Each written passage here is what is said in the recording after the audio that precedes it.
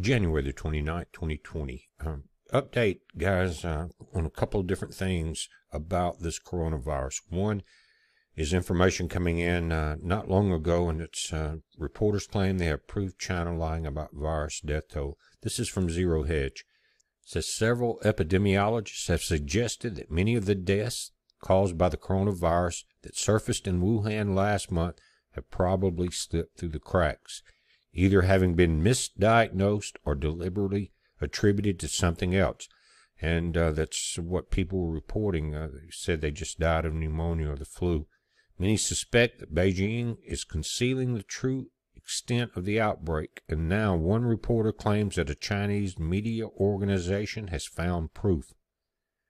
The East Asian correspondent for DW cited reports in a tweet claiming that health officials have been secretly moving some bodies directly from the hospital to the crematorium.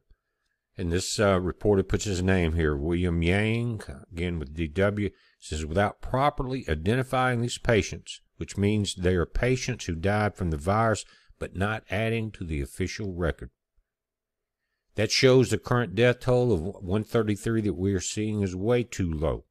So there are reasons to remain skeptical about what China has been sharing with the world, because while they have been more transparent about certain things related to the virus, they continue to be sketchy and unreliable in other aspects. Again, January 29th, today. It continues and says, meanwhile, research published in The Lancet, a medical journal, claimed the true mortality rate is closer to 11%. The official rate, they're saying, is 2 to 3%.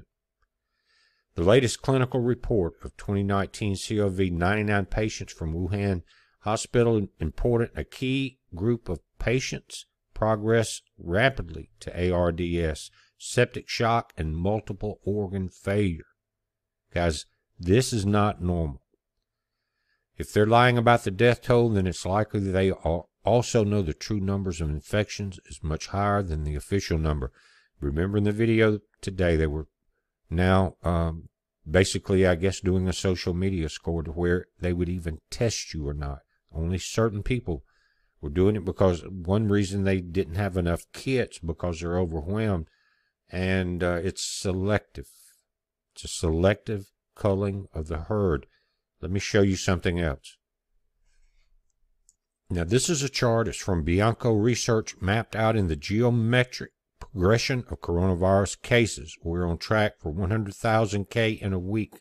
Guys, they're saying by February the 8th, there could be 1 million, and not long after that, 10 million. But this is a very fair scale, and it's a log, what they call a log scale. Let me pull it up.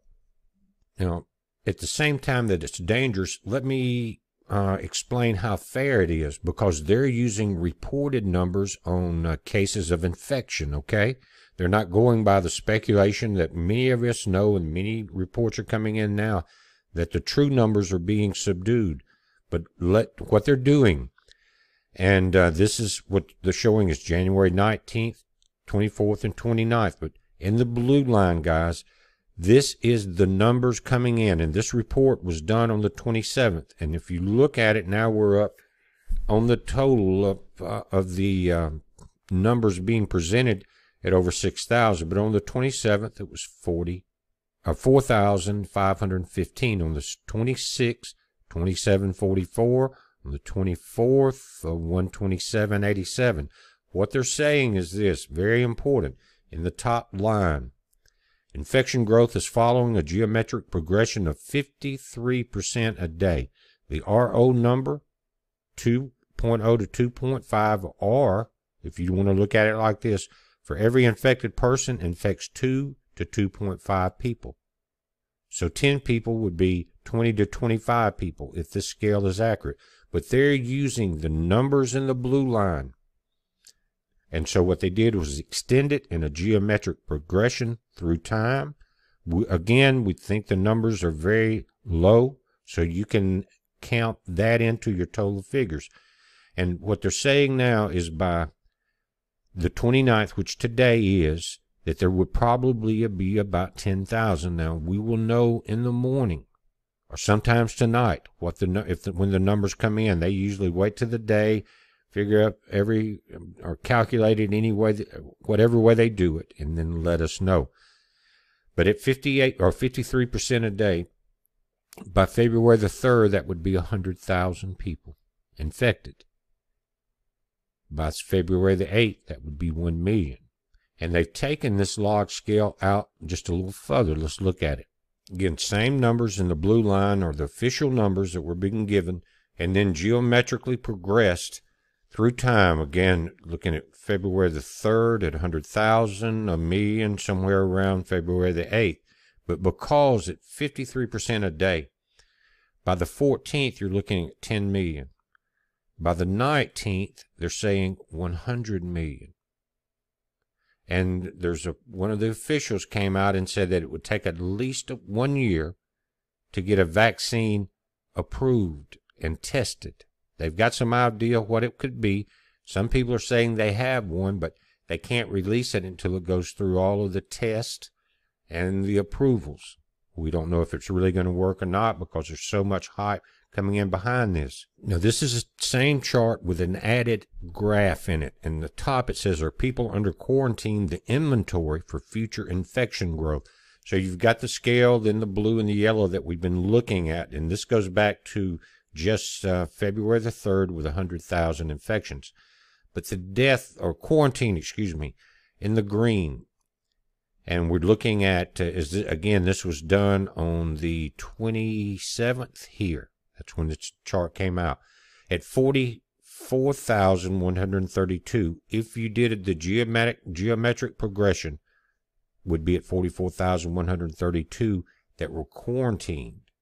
Now, we're not talking about just isolated in cities hoping not to get the infection, but it have actually been quarantined because they have or have symptoms of or have the infection itself. So this number will also be figured into this. Remember, you can't get any fairer on a scale like this than using the numbers that are publicly released. So at 5.3% a day, you can do the math or just check the video out. And please share all of these videos. Guys, I want to say this. A lot of people are heeding the warning and going over to our website and stocking up on long-term survival food, some of the best tasting in the world, and water filtration. It's something you will never forget. If nothing happens further than what we're looking at, which there's no way to stop it at this point, then you will have it because some of the food itself is 20, 30-year shelf life. Water filtration you can use now, but the food actually tastes great. High in protein, all the things you need. Check it out, guys. I'm not just trying to sell it. I'm trying to give you a message of what you need to be prepared for. Failing to prepare is preparing to fail.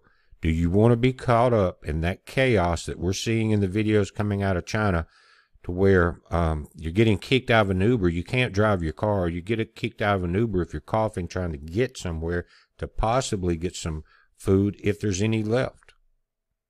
That's not where you want to be, because then you're going to be exposing yourself and your family on the return. Stock up, be prepared to isolate yourself and your family. I'm not saying isolate yourself now. I would not go to large gatherings, and I would consider keeping my kids out of school and staying away out of any gatherings you don't have to, because we don't have the numbers. And the report earlier today, remember they kind of changed the airports on the plane coming in out of China with 200 folks coming into the U.S. That was changed at the last minute. Why? Did something occur on that plane, or did they find sick people that were really sick? Some of the reports are saying that. Very sick. So we got to keep our eyes on this thing. But again, I wanted to show kind of both sides of this. The geometric scale and what's called a log scale, and what the reporters are saying about the false numbers. So if we had the real numbers, how much would it change this scale, guys? It's a heads up. Again, check us out on bpearthwatch.com. Be safe.